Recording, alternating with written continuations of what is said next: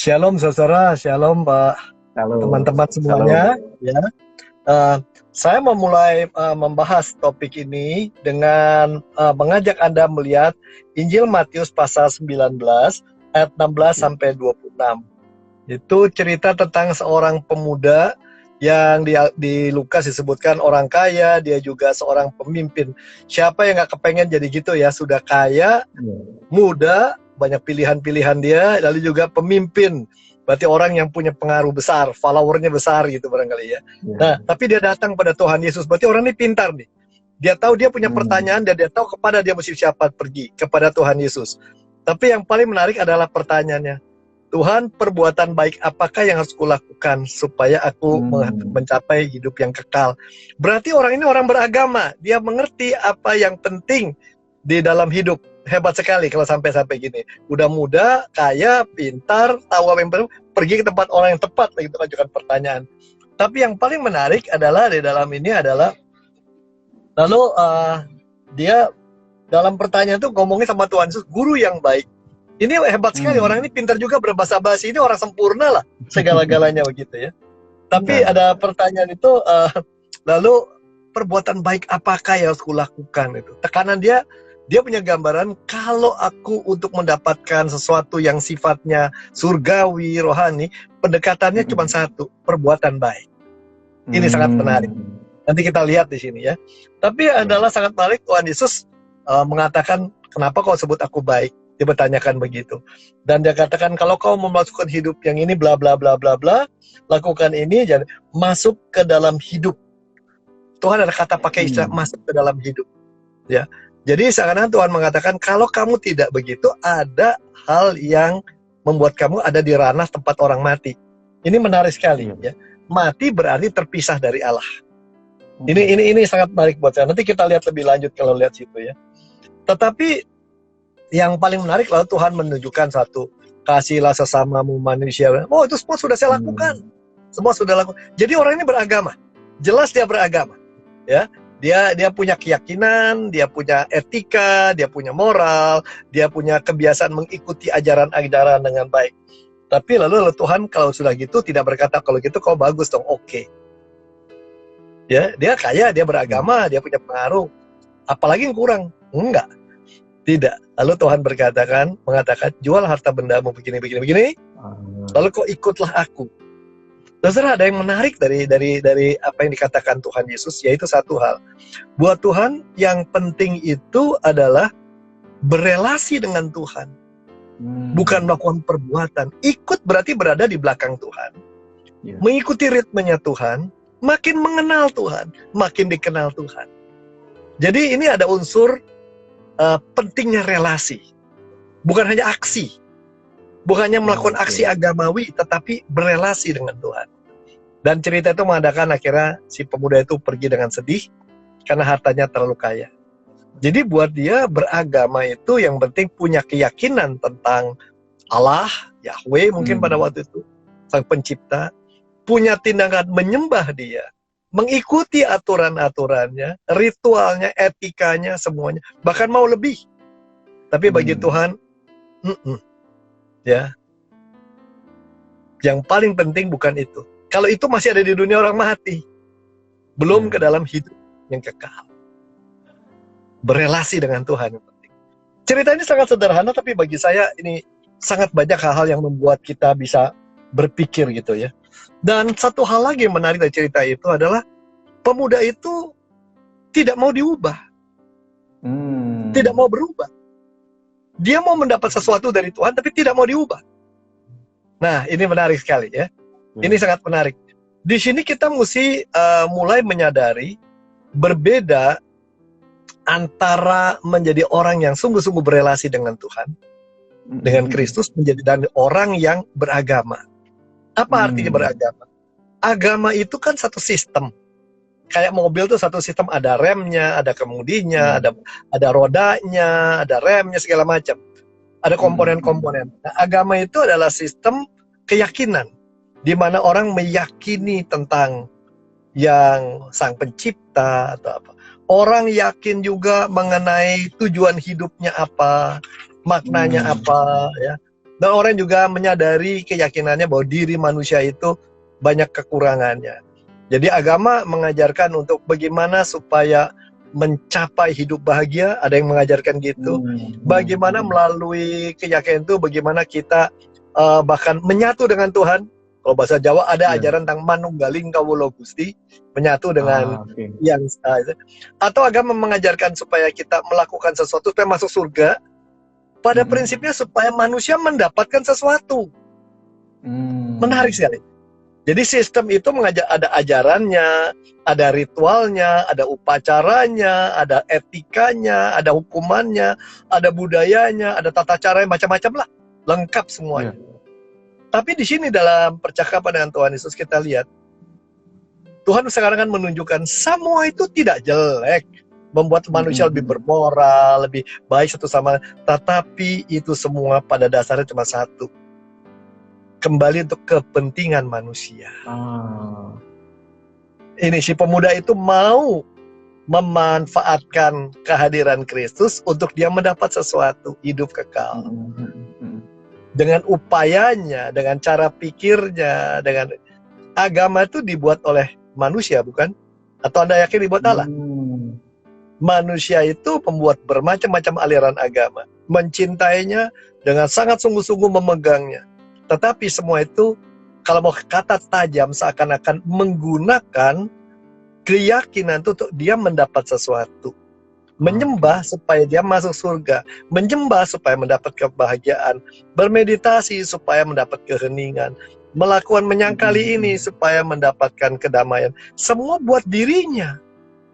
Karena titik berangkatnya dirinya, dia buat metode untuk semua tuh kembali pada dirinya. Ini berbeda. Dan Tuhan Yesus ada pilihan lain di dalam hidup. Ya, yaitu untuk berelasi dengan Tuhan. Kenapa? Perbedaan. Kalau kita bicara apa hubungan agama dengan keselamatan, kita mesti bicara dulu keselamatan itu apa. Kenapa bicara keselamatan? Kalau bicara selamat kan ada artinya berarti ada sesuatu yang tidak selamat. Selamat dari apa? Gitu persoalannya. Ya. Nah, di dalam Alkitab itu ada kata istilahnya selamat, penebusan, pendamaian.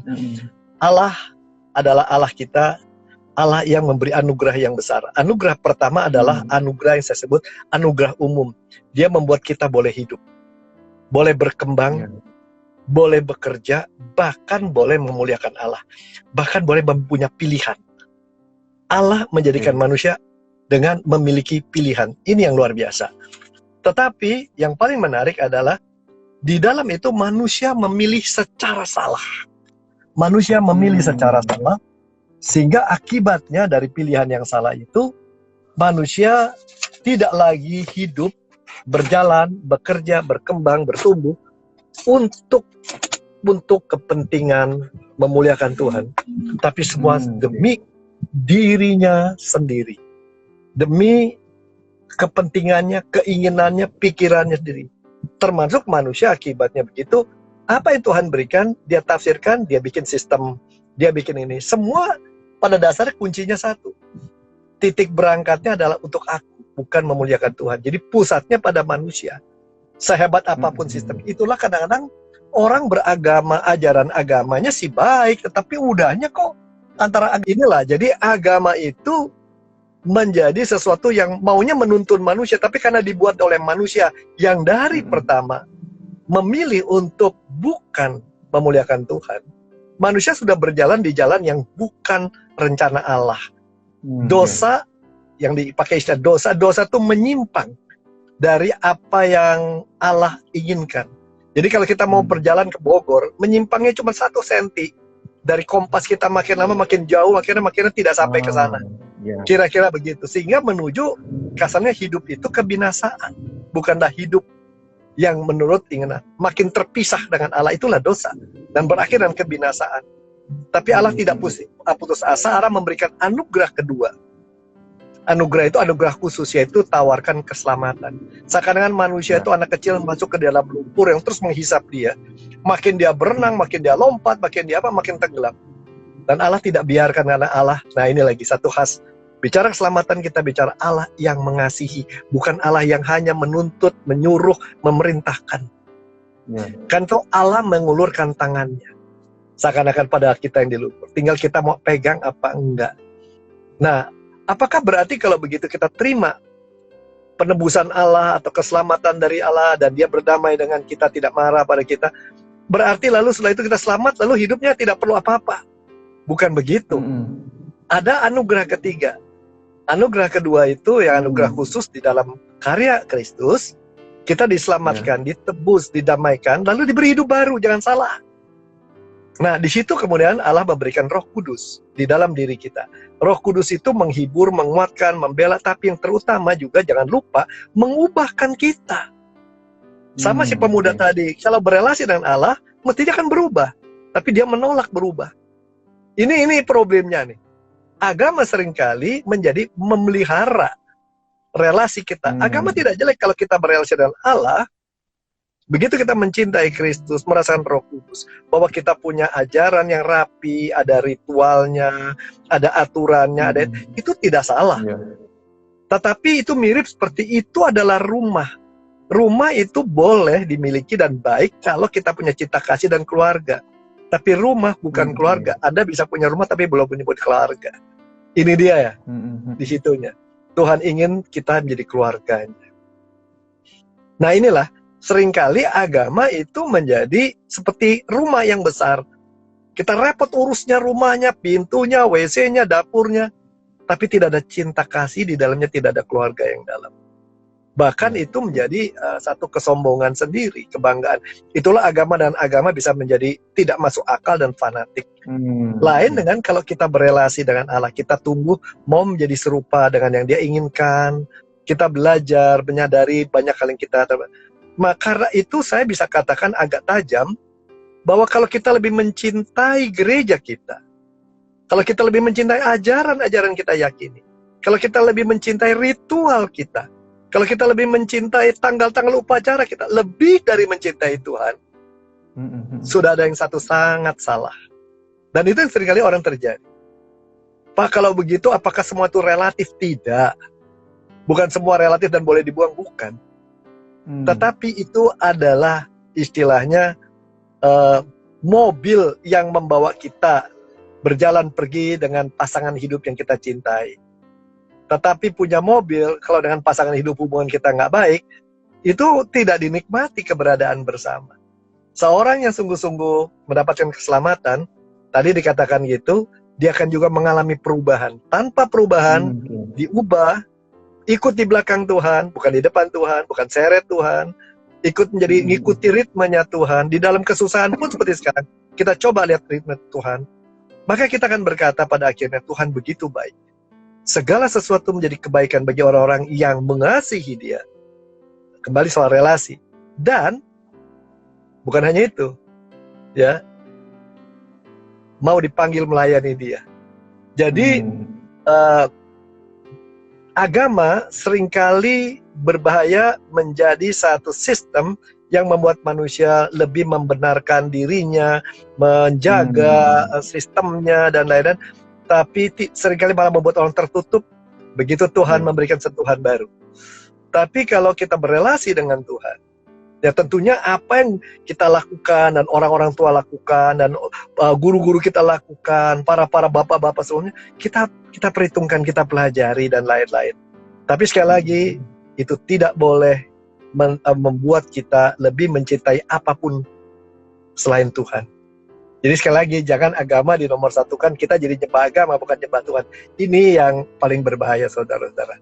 Ya, jadi sekali lagi, agama bisa membuat orang lebih baik, tetapi untuk mendapatkan keselamatan, kembali kita hidup menjadi orang-orang yang rencana Tuhan terpenuhi, lebih peka pada kehendak Tuhan, memuliakan Tuhan, pilihannya bukan di sana. Ya, jadi inilah yang bisa saya katakan secara pendek. Kita bisa tanya jawab lebih lanjut, dan ciri-ciri adalah orang yang mencintai Tuhan dan berelasi akan sering dibuat terpesona oleh kebaikan Roh Kudus saat ini yang memeluk kita.